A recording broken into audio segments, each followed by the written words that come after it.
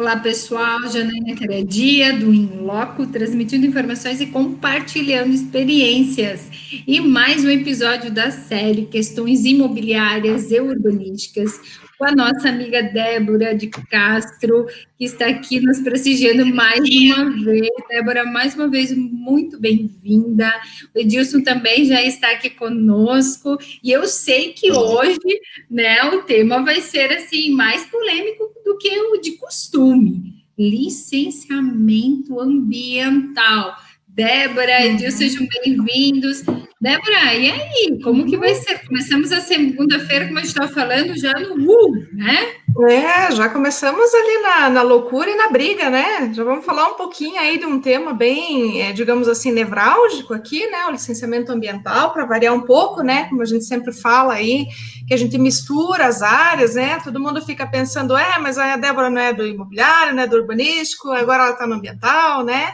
E sempre vindo nessa toada aí da ligação, da conexão entre as áreas, que é indispensável para nós, o direito imobiliário, né, é indispensável para quem realmente está nesse trato aí do empreendimento imobiliário, da construção civil, conhecer as áreas, e justamente esse meandro aí, esse universo, especialmente o licenciamento ambiental, que é o calcanhar daqueles do empreendedor, do empresário, que aí acaba se imiscuindo, enfim, entrando nessa área, que é uma área linda, né, e altamente complexa do direito.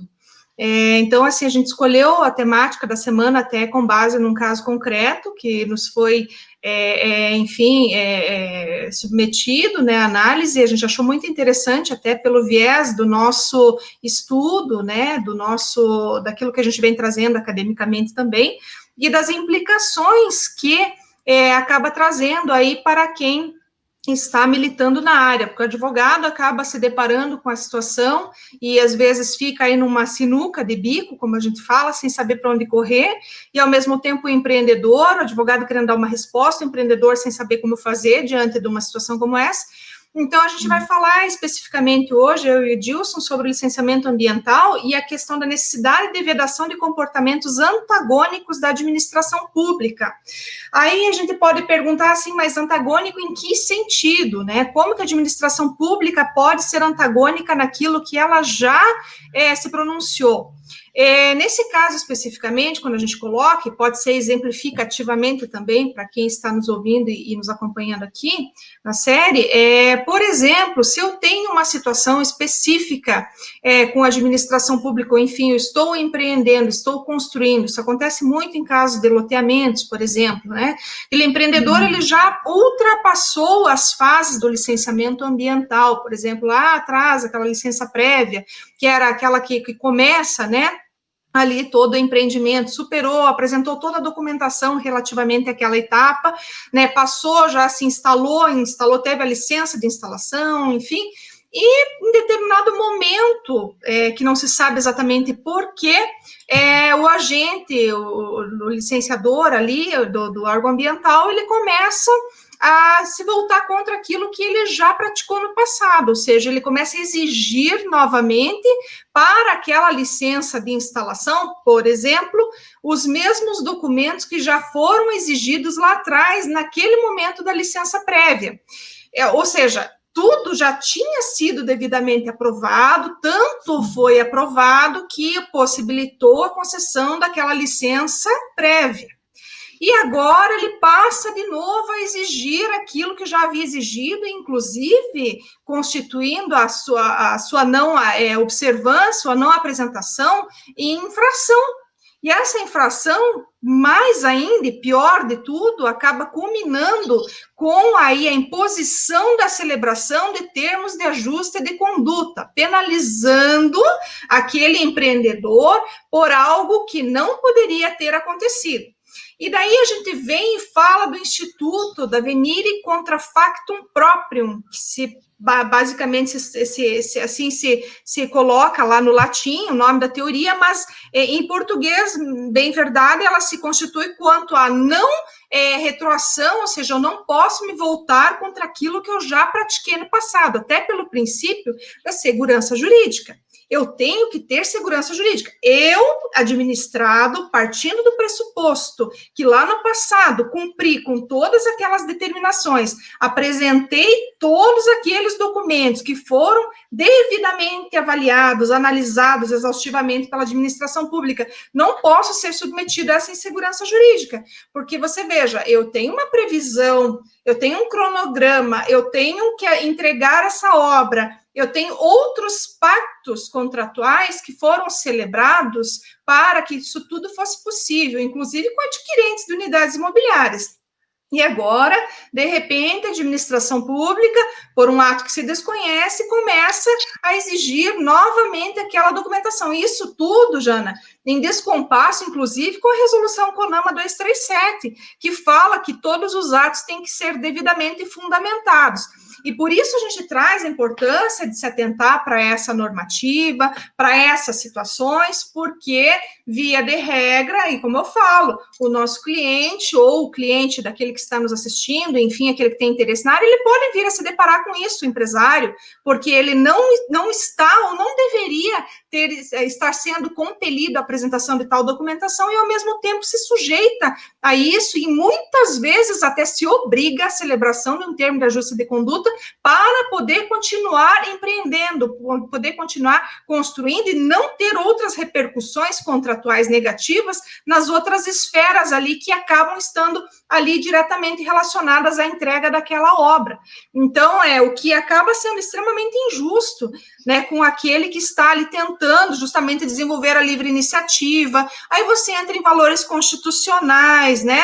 Assim, poxa, a construção civil, para nós, por exemplo, ela é muito importante, porque, sim, claro, para nós, a nossa área, a gente sempre fala isso, né? A gente sempre puxa aí a brasa para nossa sardinha, mas, assim, além dela ser uma área extremamente importante para nós, como profissionais da área imobiliária, ela é extremamente importante para o país. Ela é um dos principais pilares para o desenvolvimento socioeconômico do país. Ela gera emprego, ela gera, enfim, a moradia, né? E, inclusive, agora com a pandemia, se a gente olhar para os decretos, em momento algum ela foi paralisada, justamente pela importância que ela tem. Agora me vem o órgão ambiental, me vem o agente público, né, o poder público, querer impor novamente que aquele empresário seja obrigado, compelido a apresentar aquilo que ele já apresentou no passado, tudo porque houve uma mudança de entendimento dentro da administração pública. E onde fica a minha segurança jurídica? Né? Tirou as palavras da minha boca, Débora. Eu te dizer, e cadê minha segurança jurídica nisso tudo? Então, justamente, então, assim, sabe, chega a ser absurdo que o empresário depois ele tenha que se sujeitar, inclusive, a entrar com mandado de segurança, impetrar o mandado de segurança, porque ele tem o direito líquido e certo de continuar, sim, né, e, assim, são várias nuances e várias justificativas que, na verdade, pela letra da lei, pela resolução, não se sustentam, né, então, isso tudo chega a ser, assim, digamos, não é nem, a gente olha para a situação e não consegue nem acreditar que está acontecendo, sabe? Então, assim, claro, é péssimo, mas por um lado, é por isso que a gente traz a importância da gente se debruçar sobre esse tipo de teoria, sobre esse tipo de estudo, para poder dar o respaldo legal para o nosso cliente, até porque, e essa teoria, inclusive, a gente vai encontrar gente que não defenda, claro, por obviedade, né? Tem gente que vai falar, não, mas não se aplica à administração pública porque é uma teoria de origem privatista, mas não há como a gente entender que existe, inclusive, um Estado democrático de direito se não tiver igualdade entre as partes. Até porque, se eu olho para o poder público, eu parto da premissa que, inclusive, ele tem um interesse público, né, a supremacia do interesse público, que dá a ele o direito de fazer e desfazer, né? Agora, eu já partindo daí, eu já estou em desvantagem. Agora, se eu começo, então, a interpretar tudo desfavoravelmente ao administrar, então onde que eu vou parar? Né? É complicado, então, assim, Débora, porque o empresário, nós, né, não podemos só limitar os empresários, mas o cidadão brasileiro, ele quer, né, cumprir com o seu papel, ele quer ter essa segurança que a Débora bem ressaltou e que estava ali realmente, né, me instigando a colocar também dentro da tua fala. Por quê? Porque nós temos uma Constituição Federal, nós temos as legislações infraconstitucionais e nós temos que ter diretrizes dos órgãos públicos para que possamos assim proceder. Justamente. Agora, se de repente eu não tenho essa segurança e a qualquer momento eu posso ser obrigado, sob pena de ter que pagar aí uma multa para a administração pública, é algo que realmente não é cabível, sabe? Não é cabível e tão pouco aceitável. Nós temos realmente que ter e nos alicerçar aí em teorias que possam estruturar a nossa linha, inclusive de defesa nesse sentido. Claro, eu não estou questionando quando a administração pública, por exemplo, entra no dever dela de exigir o licenciamento, e deve exigir o licenciamento, até porque a gente somos ávidos defensores aqui né, enfim, do empresário, do direito econômico, enfim, do desenvolvimento socioeconômico do país, mas ao tempo, a gente não quer dizer com isso que a mata, enfim, que o bem ambiental, o que for, né, deva ser aí degradado. Em momento algum, a gente sustenta isso. Nós temos que ter aí o dever de preservar. Tanto é assim que o meu discurso sempre é no sentido de que o agente do órgão ambiental, sempre que se deparar com uma atividade que tenha potencial risco aí de degradação ao meio ambiente, exija o estudo de impacto ambiental para evitar o problema que ocorre normalmente quando ele deixa de exigir, porque daí a gente vai lá desencadear outros tantos problemas aí que acabam gerando prejuízo tanto para o empreendedor quanto para a sociedade de forma geral. O meio ambiente também, né, nem se fala. Então, assim, a gente não quer em momento algum sonegar ou mesmo minimizar direitos, né, especialmente na área ambiental, mas sim fazer com que as coisas aconteçam da forma correta, para que então não haja aí lá na frente esse dano que com certeza não é mais passível de reparação, e sim, claro, vai ter uma compensação lá ambiental, que seja um pagamento de indenização, até como nós falamos da semana passada, que pode vir a acontecer, né, até pela temática lá que nós tivemos ali, da imprescritibilidade, da reparação do dano, mas aí a gente já está falando de reparação, enfim, outras questões que não dizem respeito agora. Mas, digamos, numa situação hipotética, de que eu não tenha uma irregularidade ambiental, que é, de fato, aquilo que me daria a possibilidade, por exemplo, eu, poder público, de exigir a celebração de um termo de ajuste de conduta, por exemplo, um TAC. E eu não tenho essa situação concretamente realizada, eu tenho só algumas hipóteses de que talvez haveria uma irregularidade documental ou algo que o valha, mas isso não está devidamente fundamentado, tampouco justificado, e eu simplesmente quero impor ao administrado a celebração de um termo de ajuste de conduta com o pagamento de uma multa. Isso para mim realmente não cabe, e aí por isso a gente salienta a importância dessa teoria, porque a gente precisa realmente fazer com que a administração pública também tenha esse dever de observar que ela não pode se contradizer nos atos que ela já adotou, ou seja, nas providências e entendimentos que ela já adotou lá no passado, sob pena de macular a segurança jurídica mesmo, constitucionalmente prevista aí também, inclusive. Até porque cada um com as suas responsabilidades, né? Direitos e responsabilidades, cada qual com o seu. Então, assim, se nós temos que, como cidadãos, cumprir e devemos, sim, quando, né, for a hipótese, quando for o caso, nós temos que honrar, sim, com aquilo que nos é devido, mas a administração também tem a contrapartida, né, Débora? Justamente. Bem por aí. Eu vou passar um pouco a bola para o Edilson aí, porque ele vai ter bastante coisa para considerar também. Olha, diz que a conversa está quente aqui. Não tem muito, né? Porque ela praticamente já falou tudo, mas vamos lá.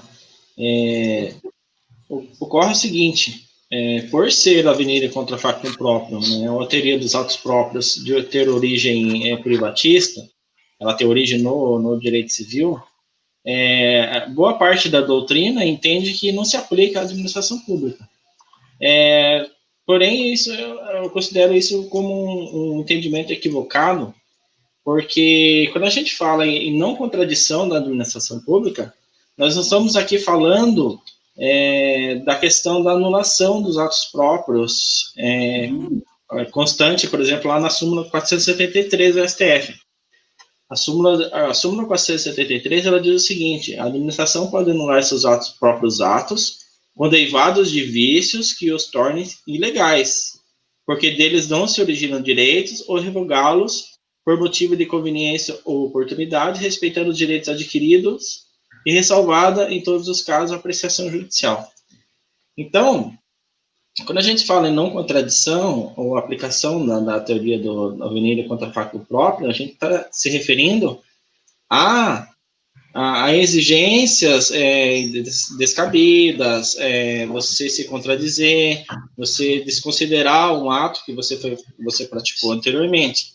Agora, quando a gente está falando de anulação de atos, há uma série de requisitos a serem cumpridos e que devem ser fundamentados.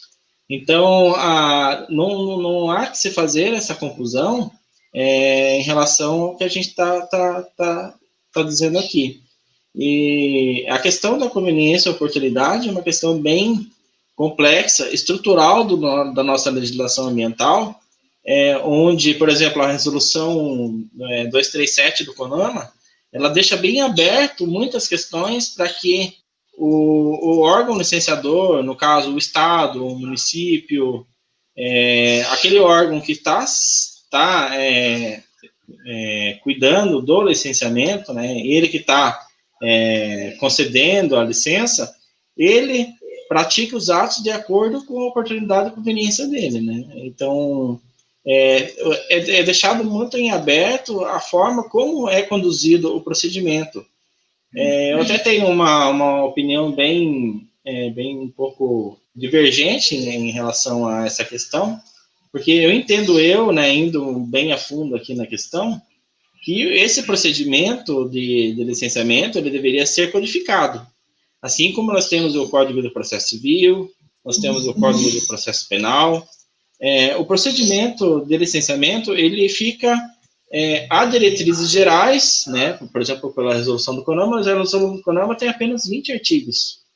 Se você for olhar o Código do Processo Civil, ele tem mais de 1000, né?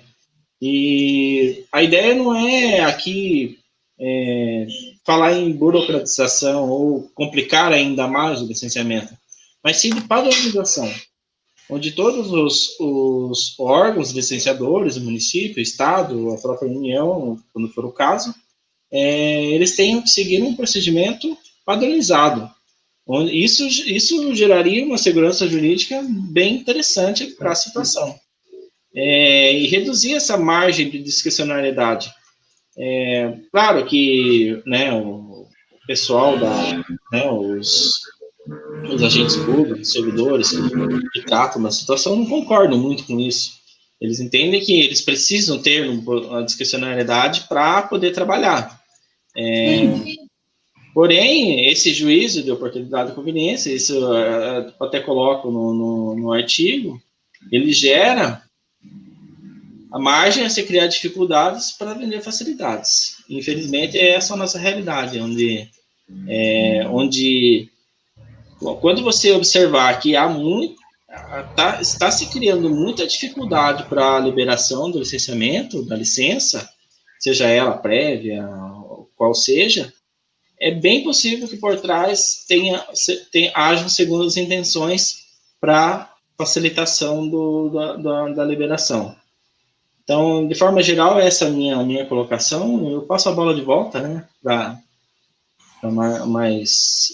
Deixa eu perguntar, porque é muito interessante o tema que vocês trouxeram, a abordagem, tanto que a Débora fez, como do Edilson também, no sentido de, né, despertar essa curiosidade, porque, assim, ó, se nós temos deveres a cumprir, ok, mas como disse o Edilson, né, então que seja, assim, padronizado, que seja, né, algo que agregue a segurança jurídica, que a gente tenha um posicionamento concreto, né, que não venha ter que repetir aí circunstâncias que já foram anteriormente cumpridas ou ressaltadas por nós cidadãos. Então, assim, dentro desse viés que nós temos, as situações, eu acho que é bem interessante a gente colocar aqui também, quais seriam as providências, porque tanto Débora como o Edilson colocaram as observações que tanto o cidadão precisa, né, se conscientizar, mas que a administração também precisa observar. Agora, Edilson, principalmente você que estava ali nessa seara, quando o cidadão se depara com uma situação como essa, quais seriam os remédios jurídicos? Porque daí ele já começa com os gastos, né? Já vai ter que ingressar perante o Poder Judiciário. Quais seriam os remédios jurídicos para a gente conseguir levar essa discussão? Já vai direto ao Poder Judiciário ou administrativamente eu tenho algo que eu possa me socorrer também? Como que funciona na prática? Bom, eu aconselho, assim, o meu ponto de vista é o seguinte, o empreendedor, no caso, que está se sentindo lesado por uma situação como essa, a primeira coisa é buscar um escritório de advocacia especializado e buscar um parecer jurídico, parecer técnico a respeito da situação, onde você consiga visualizar quais os caminhos você poderá seguir. Tendo esse parecer em mãos, é interessante que o empreendedor ele sente e converse com a administração pública, ele entra em contato com o pessoal que é responsável no caso, pelo agente público que está tratando daquela situação, daquele empreendimento, daquele licenciamento, e caso, né, prevaleça a situação e a administração continue intransigente em relação à situação, aí o caminho é a via judicial e buscar discutir toda a questão de mérito. Se há direito líquido certo, cabe o mandado de segurança. Só que o direito líquido certo, o próprio nome diz, o mandado de segurança ele não cabe em instrução probatória, ou seja, a documentação apresentada, ela por si só, ela já vai ter que demonstrar efetivamente o direito da parte, né? Agora, se for necessário entrar em termos de instrução probatória, aí cabe um procedimento comum, né, com um pedido de antecipação da tutela e tudo mais. Mas sempre importante estudar bem a fundo a questão, na questão técnica e, né, preferencialmente com um parecer bem elaborado, etc., para depois tomar as demais medidas que forem cabíveis. E, Débora, essa questão, quando se trata de licenciamento ambiental, só para que as pessoas tenham a consciência ainda mais, né, eficaz com relação à matemática, quais seriam os casos em que se busca, onde se deve buscar o licenciamento ambiental?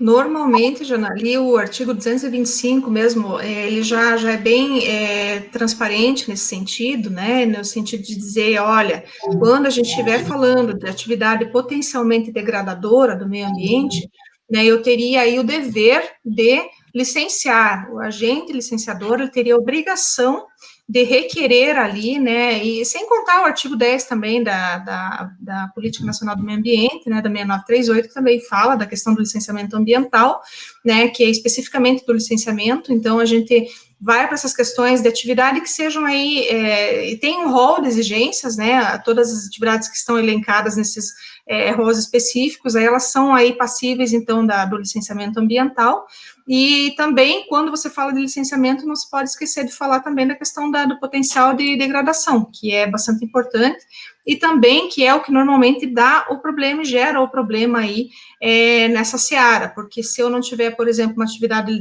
devidamente com estudos realizados, seja de impacto de vizinhança, de estudo de impacto ambiental, eu posso vir a ter problema, porque necessariamente eu não vou saber onde que eu estou empreendendo, se aquela área, de fato, está preparada para receber aquele empreendimento, né, seja o seu entorno, se tem escola, se tem via, se tem, enfim, saúde, né, para todo mundo que vai ser recebido naquela localidade, então os estudos são importantes nesse aspecto. Então você vai envolver questões ambientais, questões urbanísticas, que normalmente aí são inerentes e que, dependendo da situação, aí podem gerar o problema lá na frente, né, então por isso que a gente sempre fala que a questão da discricionariedade, né, do juízo de conveniência e oportunidade, que estão dentro dessa discricionariedade, são altamente perigosos se a gente não souber exatamente limitar onde eu poderia liberar, por exemplo, a realização de um estudo, onde eu teria que exigir. Eu acho, assim, de suma importância que todas as atividades que realmente demandem, que tragam esse potencial, sejam efetivamente sujeitas aí a esses estudos, sabe? Para que a gente evite esse conflito posterior aí, o problema enorme que gera para o empreendedor lá na frente. E todas essas escritas relacionadas com essa temática que a Débora e o Edilson trouxeram aqui para nós, elas vão estar registradas no Coluna Paraná Portal. Eu vou colocar posteriormente a nossa live à disposição de todos, então a gente faz a divulgação, e se for o caso, podem entrar em contato com a Débora, com o Edilson, comigo, podem deixar as sugestões aqui também, dúvidas, que aí a gente vai estar transmitindo, né, Débora, porque essa é uma temática realmente, assim, que precisa ir a conhecimento da população, porque, veja, a gente tratou aqui da importância, das questões de responsabilidades, de um, de outro, só que o resultado disso tudo aproveita para toda a sociedade, né, porque é uma questão de preservação do nosso meio ambiente, como nós podemos utilizar, uma vez que ele é finito. Então, é muito importante para que, né, as pessoas envolvidas tenham consciência dos seus direitos e das suas responsabilidades. Exatamente. Por isso que a gente toca tão forte nessas questões, porque elas não que passem batido, né? Quem está no trato aí das áreas sabe a importância que se tem, né? Mas muitas vezes aquela pessoa, né? Ou enfim, aquela pessoa que adquire um imóvel, né? Num empreendimento, por exemplo, aqueles que são construídos na planta, não raramente acabam passando por esse tipo de problema, porque havia aí essa irregularidade, ou quando, no caso aqui que a gente fala, não havia necessariamente uma irregularidade, e ainda assim o empreendedor acabou sendo aí, ficando à mercê na própria sorte, numa situação como essa, onde ele foi obrigado a apresentar aí, ou firmar, melhor falando, um termo de ajuste de conduta, para que conseguisse manter aí o empreendimento sendo levantado, enfim, a construção continuasse, né, e isso é muito grave, porque eu acabo sendo submetido ao pagamento de uma multa, eu, empreendedor, que não cabia ao caso. Então, a gente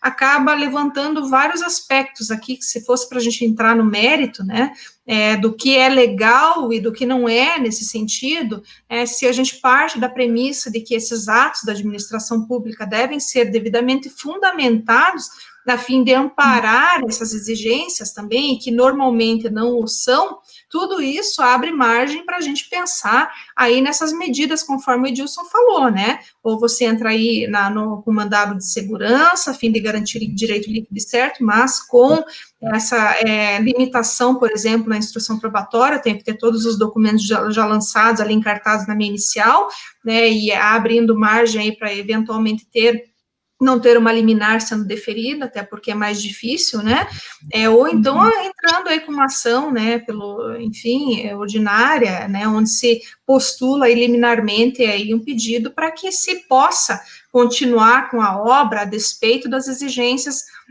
descabidas da administração pública. Como eu falo, aqui não é nenhuma crítica à administração pública, né, destaco, ressalto, até porque nós vamos ter aí também administradores públicos ouvindo aí e vendo a nossa live, não é uma crítica. A crítica que se tece aqui é justamente quando não se tem um respaldo, não há fundamentação necessária para que justifique um pedido como esse e que acabe embaraçando, dificultando aí a continuidade de uma atividade que vai gerar muitos problemas, porque se eu já lá atrás consegui comprovar que eu tinha regularidade, tenho todos os projetos, tenho licenciamento, enfim, obtive, né, essas licenças prévias, por que agora, né, quando já não é mais o momento de se exigir aquilo, e já superou-se aquele período, eu tenho novamente uma exigência como essa, e se ou eu me submeto e apresento aquela documentação novamente, ou então, não, mas não cumpriu, então como eu não cumpri, não me sujeitei àquilo que já passou aquela etapa, então você agora está irregular e você vai ter que firmar um termo de ajuste de conduta conosco, vai ter que pagar uma multa por causa disso. Então, assim, para mim não faz muito sentido. Então, a crítica que se tem e que é comum, né, é essa, justamente de você tentar resguardar aí essa segurança que se espera aí por parte do administrado, né, que acaba ficando sempre em muita desvantagem perante a administração pública, nesse sentido. Com certeza. Edilson, tuas considerações finais ali para quem nos assiste hoje, para quem se interessa pelo tema, ou está passando até por uma problemática tal qual vocês bem ressaltaram aqui, e também as escritas, né, posteriormente lá no Paraná Portal. Bom, as minhas colocações foram no sentido de que há necessidade de uma padronização, há necessidade de segurança jurídica dentro do procedimento de licenciamento, até porque se você não padroniza e não estabelece diretrizes concretas para a evolução do procedimento de licenciamento, o procedimento vai ficar andando em círculos. Se você exige lá na licença de operação a mesma documentação que você exigiu lá no licenciamento prévio, o procedimento não vai acabar nunca, porque e quando a gente fala em documentação aqui, não são simples documentos, são estudos complexos, por exemplo, estudo geológico, estudo do solo, estudo da fauna, do bioma. Então, são estudos complexos que exigem tempo, exigem custo. Então, não é um simples documento. Então, quando a gente fala em documentação, é o documento que é gerado a partir de um estudo. Então, é muito complicado você fazer exigências que são descabidas, que já foram apresentadas, sem o devido fundamento, né? Se você quer, até constava ali na súmula, deixa eu ver o número, na súmula do STF, né, 473, consta que para você anular um ato próprio da administração pública tem que haver vícios, né, ilegalidades, o que não é o caso. Uma simples exigência, porque eu acho que deve ser apresentada novamente a documentação, esse o ponto, né, que a gente coloca aqui e discute a respeito. Então, essas são as minhas considerações, e muito obrigado pela oportunidade de estar aqui novamente, é sempre um prazer. Eu que te agradeço, Edilson, é tão bom ver vocês dois falando, sabe, sobre essas temáticas, vendo essa interação de vocês e o estudo, a dedicação. Eu não tenho, assim, né, aquela complexidade toda que muitas vezes alguns juristas nos trazem, ter a pontualidade, objetivamente, assim, do que você quer transmitir e no que você quer auxiliar a sociedade. Então, veja, às vezes é um problema que por muitos pode passar desapercebido, mas lá na frente, aí vem o resultado, com multa, com ações, com responsabilidades, né? Ou trabalho dobrado, porque também a administração pública tem que ser, né, cautelosa e zelosa com relação a essa sintonia com o cidadão. Então, parabéns vocês dois, né, por essa abordagem. Débora, mais uma vez, né, trazendo aqui temas super relevantes. Edilson, parabéns. Débora, parabéns. E as tuas considerações, Débora? Bom, eu mais uma vez agradeço, né, pela oportunidade de estar aqui novamente, Jana, com você, no Loco, com o Edilson hoje aqui também, né, esse tema muito rico, né, dá muito pano para manga sempre, a gente, se pudesse, ficaria horas falando sobre isso, Sim. Porque realmente é fascinante, né, se a gente entrar em todos os detalhes, mas, assim, as considerações que eu tenho a respeito, eu não sei, assim, se até não vai muito para o lado de uma crítica, né, que é a crítica que eu sempre faço, em relação à discricionariedade, sabe? Essa margem de liberdade que o agente público tem para poder decidir se vai ou não vai fazer um estudo, por exemplo, quando eu tenho uma situação que realmente exige essa ocorrência ou essa exigência.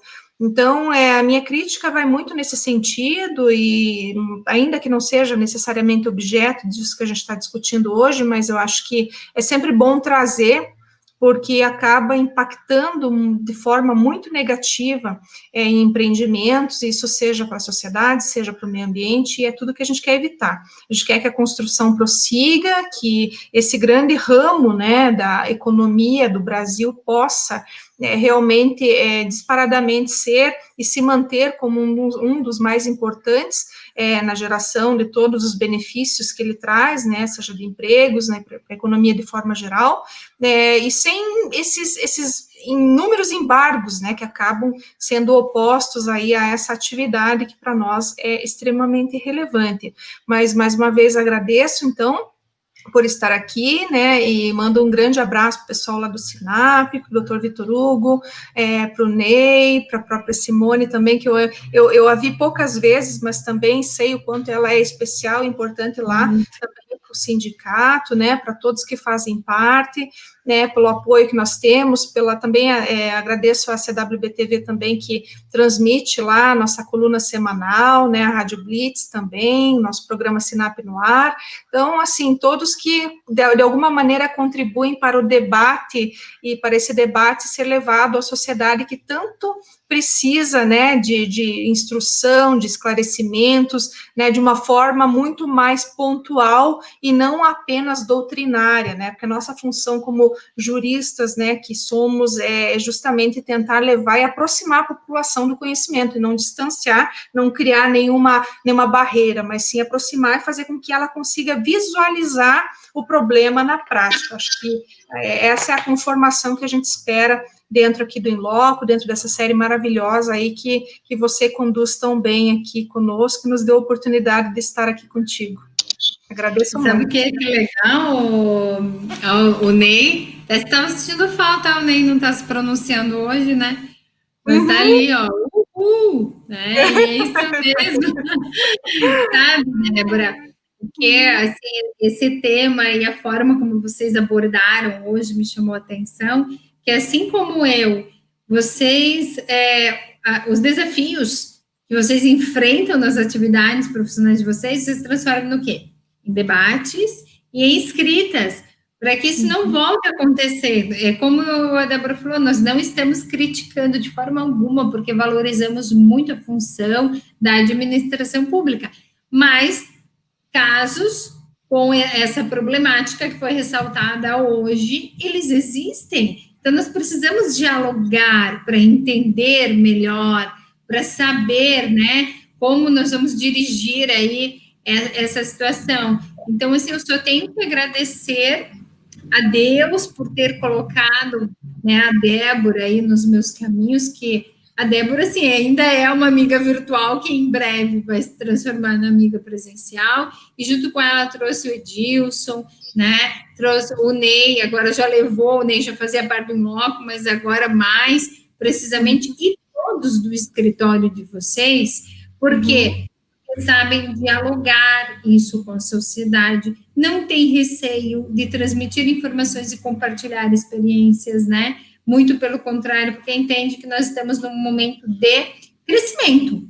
Então, assim, eu quero agradecer imensamente, Débora, pelo apoio, por estar aqui conosco todas as segundas-feiras, independentemente das circunstâncias, né? Trazer tantas informações relevantes às autoridades, né, que estão aí com você no teu dia a dia de trabalho. Parabéns pelo diálogo que vocês mantêm, pelo trabalho que vocês desenvolvem. E vamos aguardar, porque essas temáticas a gente poderia até dividi-la em vários tópicos, né? No sentido de outras lives aí pela frente. Já fico aguardando a temática da próxima semana, porque realmente eu aprecio muito a discussão de vocês. Então, mais uma vez, muito obrigada. Deus abençoe a todos e até a próxima segunda-feira, pessoal. Ai, amém. Obrigada. Até a próxima segunda. Até mais, tchau. Tchau.